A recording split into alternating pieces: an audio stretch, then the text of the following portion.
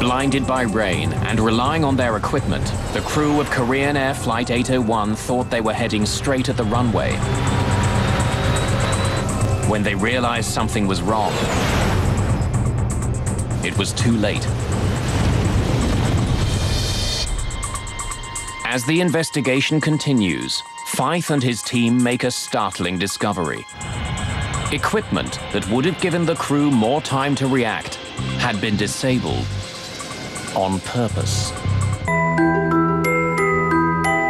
Of Korean Air Flight 801 took the lives of more than 200 people.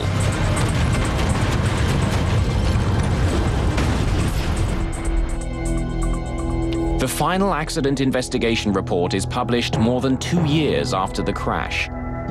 It lays blame on the Korean Airlines training methods and the crew's over-reliance on the jet's automation. But it also has sharp words reserved for the FAA, the body that regulates air travel in the United States. Because of an FAA decision, a critical piece of technology that could have saved Flight 801 was intentionally disabled. The Minimum Safe Altitude Warning System, or MSAW, is a standard piece of equipment at major American airports. But in Guam, the FAA had made a critical alteration to the way it was used. MSAW uses radar to watch the planes as they come into the airport. If they're too low, a warning is given to air traffic controllers, who can then relay it to the crew. But in Guam, the system kept giving nuisance readings to controllers. The controllers kept getting these nuisance warnings. They redesigned the software and moved the limitations of the MSAW further away from the airport, where it afforded no one a level of protection. Instead of watching the planes as they neared the airport, the system in Guam now tracked them when they were more than 80 kilometers away, over the ocean. I think the best way to describe that would have been, and should be, irresponsible.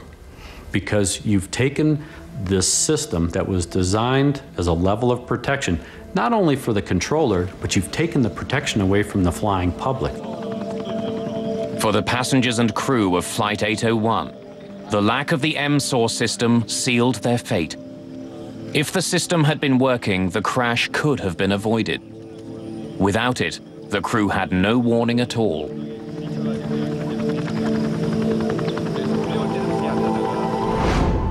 The two pilots didn't want to die. They had families. No one wanted to die. We still do not blame them. The bottom line is nobody wanted to be in that situation. It was just something that happened. For Barry Small, the years since the crash of Flight 801 have been emotional and frustrating. The Civil Aviation Authority in his homeland of New Zealand has acknowledged the potential danger posed by duty-free liquor on board, but so far no policies have been changed. His desire to modify airplane seat design has also been ignored.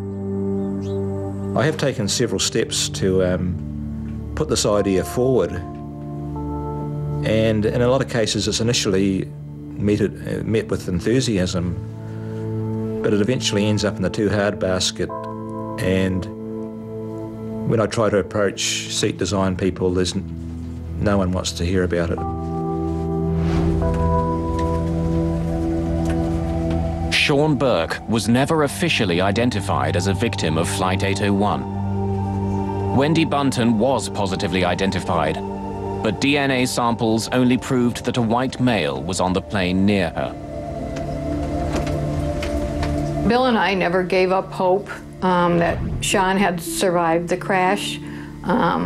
Even after we came home for, I would say, a year or two, every time the phone rang, every time somebody knocked on the door, we expected a phone message saying, "Hi, Dad, this is your son, Sean."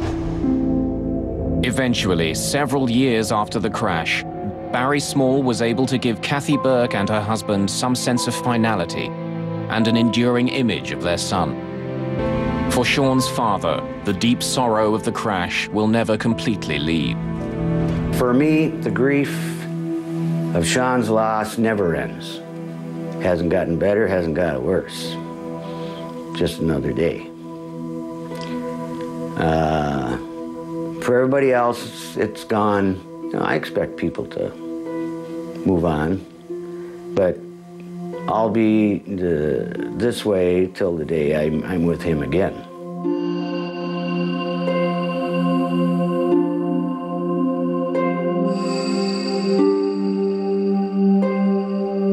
For Barry Small, there is anger too, but also incredible gratitude for surviving.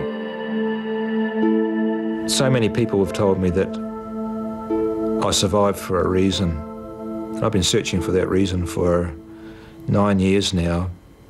And I truly believe if someone would listen to my story about the oxygen and alcohol and the improvement of the seats, that I could justify in my own mind that I don't have to feel guilty about surviving.